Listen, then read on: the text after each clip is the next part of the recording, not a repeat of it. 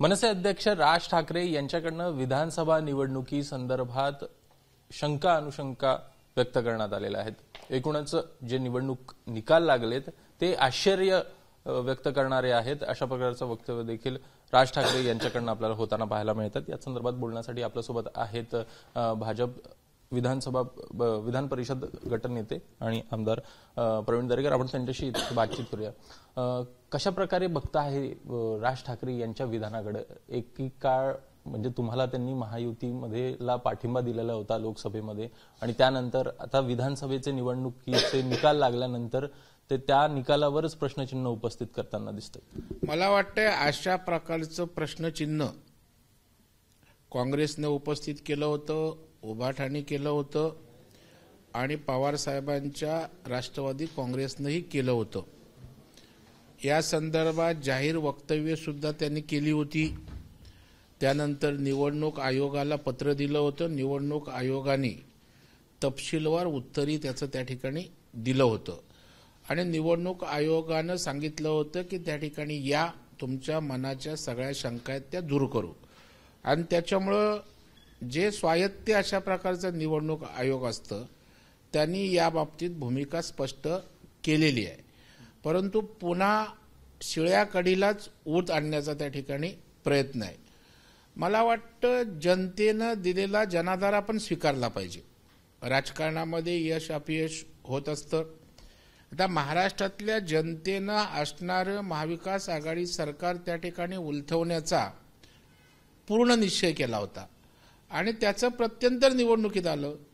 आता मोठा जनाधार मिळाला, मोठ्या संख्येनं महायुतीचे निवडून आले, म्हणून अशा प्रकारचा संशय घेणं मला वाटतं योग्य नाही। तसे राज ठाकरे साहेब दिलखुलास मोठ्या मनाचा नेता आहे आणि त्याच्यामुळे अशा प्रकारचं संकुचित त्या ठिकाणी विचार येणं मला वाटतं उचित आहे असं त्या ठिकाणी वाटत नाही।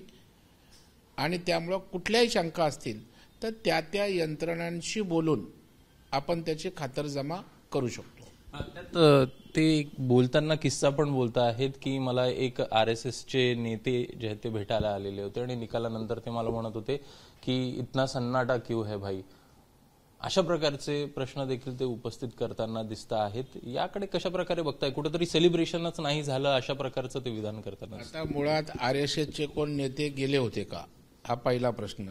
गेले असले तर ते कोण होते, तर ते नेमके काय बोलले हे त्या दोघांनाच माहीत।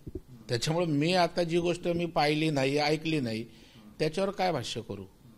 मला असं वाटत नाही RSSचा नेता प्रत्येक वेळा जबाबदारीनं ते बोलत असतात, असं काय बोलतील असं वाटत नाही। लोकसभा निवडणुकीमधला जो निकाल होता त्यानंतर 4 महिन्यातच लोकांचं मोठ्या प्रमाणात मतपरिवर्तन कसं काय होऊ शकतं असाही प्रश्न उपस्थित करताना राज ठाकरे दिसतात। नाही, मला वाटतं जेव्हा एक 5 राज्यांच्या निवडणुकीमध्ये सपशेल मार भारतीय जनता पार्टीने खाल्ला होता आणि त्यानंतर झालेल्या निवडणुकीमध्ये लोकांनी स्वीप मोदी साहेबांना दिला, भारतीय जनता पार्टीला दिला। जनतेची मतं ही जनता ठरवत असते आणि त्याच्यामुळे 2 महिन्यात 4 महिन्यात का मतपरिवर्तन 2 दिवसातही होत असतं। आपण एखाद्या निवडणुकीचा ट्रेंड आठवडाभरापूर्वी निवडणुकीच्या मतदानाच्या अगोदर वेगळा असतो, पण मतदानाच्या दिवशी मतदानाला जाताना मत वेगळं होतं। त्याच्यामुळे अशा प्रकारे एवढ्या मोठ्या प्रमाणावर मतपरिवर्तन का झालं त्या त्या वेळच्या परिस्थितीची गोष्ट असते, व्हेव्ज असते, लोकांचा विश्वास असतो, लोकांना परिवर्तन हवं असतं, त्या त्या गोष्टींवर लोक ठरवत असतात। इंदिरा गांधींना सुद्धा त्या ठिकाणी लोकांनी मोठ्या पद्धतीनं पराभूत केलं ना। देशात अनेक मोठे नेते अनेक पक्ष यांची धुळदाण झाली, पण तेच पक्ष पुन्हा नव्याने उभे राहिले। ते अशी चिंता करत बसले नाहीत, कोणावर टीका करत बसले नाहीत असं कसं झालं, नव्यानं कामाला लागले। एकूणच जे विरोधक आहेत, अनेक विरोधक नेते जे आहेत ज्यांच्यावर भाजपकडनं टीका करण्यात आलेली होती किंवा जे आरोप करण्यात आलेले होते भ्रष्टाचाराचे, ते सध्याला मंत्रिमंडळामध्ये दिसत आहेत असंही राज ठाकरे बोलताना दिसतात। मला वाटतं घरोघरी मातीच्या चुली। राजकारणामध्ये त्या ठिकाणी माझ्याकडे असला की चांगला, दुसऱ्याकडे गेला की तो भ्रष्टाचारी।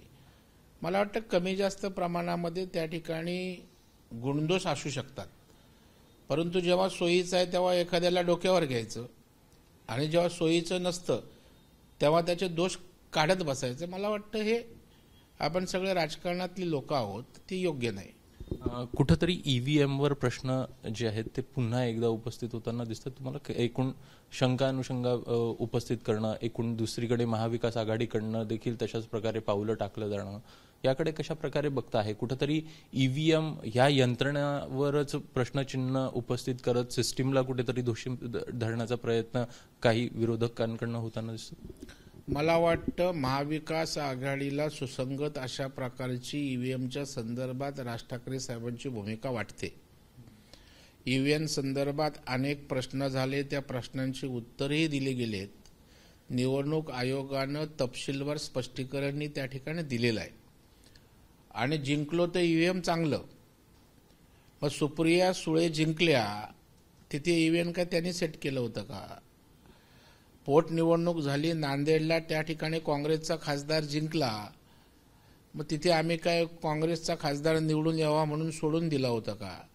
त्याच्यामुळं मला वाटतं लोकसभेला तुम्हाला मोठं यश मिळालं ते ईव्हीएमद्वारेच निवडणूक झाली होती ना. मग ते आम्ही म्हणायचं का ईव्हीएमचा निकाल खोटा होता? उलट लोकसभा मोदी साहेब पंतप्रधान म्हणून येणार होते, लोकसभा खूप महत्वाची होती, मग तिथे आम्ही ईव्हीएमचा काही प्रयोग केला नाही आणि विधानसभेला ईव्हीएमचा प्रयोग केला. मला वाटतं अशा प्रकारचं वक्तव्य असमंजसपणाचं आहे असं मला वाटतं. दुसरीकडे पाहायचं तर या सगळ्या 42 मिनिटांच्या भाषणामध्ये एकनाथ शिंदेवर टीका होताना दिसत नाहीये. अजित पवारांवर ते बोलताना दिसत आहेत की 42 आमदार त्यांच्या निवडून आले असले तरी 4-5 आमदारही निवडून नाही येणार, अशा प्रकारची परिस्थिती किंवा एकूण कल वाटत होता. दुसरीकडे भाजपचे आमदार जे आहेत ते एवढे येतील असंही ते बोलून दाखवत आहेत. एकनाथ शिंदेवर आपल्याला या पूर्ण भाषणामध्ये कुठेही आपल्याला टीका होताना दिसत नाहीये. कुठंतरी महापालिकेच्या दृष्टिकोनातनं पुढाकार घेतला जातोय. नाही, मला वाटतं आमच्यासारख्याला तर आनंदच होईल. आमचा सहयोगी पक्ष जो आहे महायुतीत, त्या संदर्भात टीका न करणं हे स्वागतार्ह आहे. परंतु मला वाटतं केवळ टीका टिप्पण्यांवर राजकारण करायचे दिवस गेले.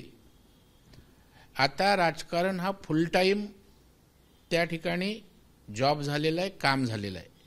त्यामुळे रचनात्मक काम, संघटन, विषय, आंदोलनं, वेगवेगळ्या प्रकारचे उपक्रम, लोकांना त्या ठिकाणी जोडणं, मला वाटतं या गोष्टी फार महत्त्वाच्या आहेत.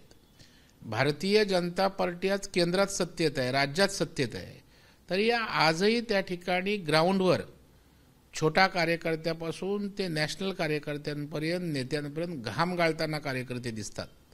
नेतृत्व तशा प्रकारचा प्रयत्न करतंय. त्याच्यामुळे टीका टिप्पण्यांबरोबर अशा प्रकारच्या परिश्रमांची जोडसुद्धा त्याला अत्यंत आवश्यक आहे. शेवटचा प्रश्न घेतो. आज ही घटना जरी घडताना दिसली, मेळावा होताना दिसला, तरी काल एक घटना घडताना दिसली आहे.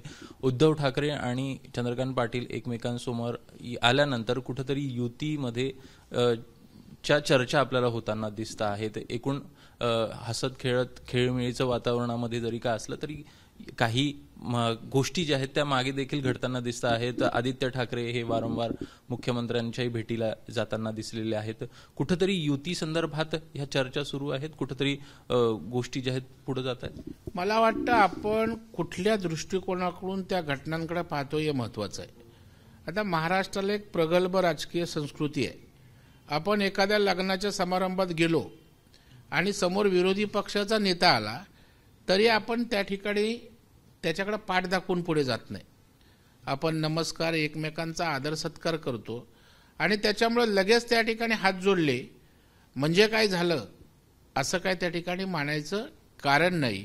परंतु जर दोन पक्षांमध्ये अशा प्रकारचा सुसंवाद होत असेल तर त्याचं स्वागतच असायला पाहिजे.